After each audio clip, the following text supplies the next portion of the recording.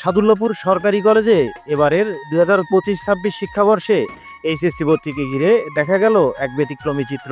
College ছাত্রদলের উদ্যোগে গড়ে তোলা হয়েছে হেল্প ডেস্ক, যেখানে ভর্তি প্রত্যাশী শিক্ষার্থীরা পাচ্ছেন প্রয়োজনীয় তথ্য ও সহায়তা, ভর্তি ফর্ম পূরণ, ব্যাংকে টাকা জমা দেওয়া, প্রয়োজনীয় কাগজপত্র সংগ্রহ সহ নানা ধরনের জটিল প্রক্রিয়ায় নতুন শিক্ষার্থীরা যেন বিড়ম্বনায় না পড়ে, সেজন্য এই হেল্প ডেস্ক চালু করেছে কলেজ ছাত্রদল।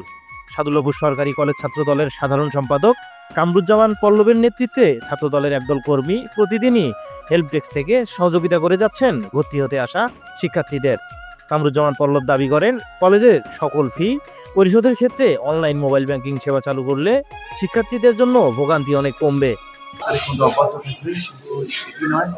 কলেজের বিভিন্ন উন্নয়নমূলক কাজ সাধারণ শিক্ষার্থীদের সুবিধা অসুবিধা আমরা সবসময় জাতীয় ছাত্রদল সরকারি কলেজ শাখা আমরা পাশে থাকবো।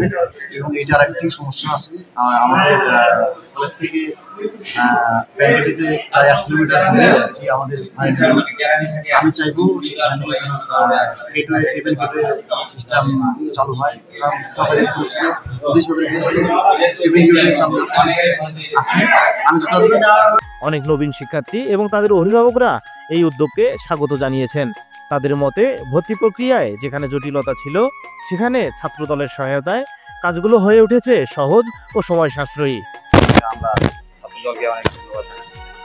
এভাবে ছাত্র রাজনীতির ইতিবাচক ভূমিকা আবারও প্রমাণ করেছে সাদুল্লাপুর সরকারি কলেজ ছাত্রদল। পড়াশোনার পাশাপাশি ছাত্রছাত্রীদের পাশে দাঁড়িয়ে একটি শিক্ষাবান্ধব পরিবেশ তৈরির অঙ্গীকার নিয়ে এগিয়ে চলেছে তারা।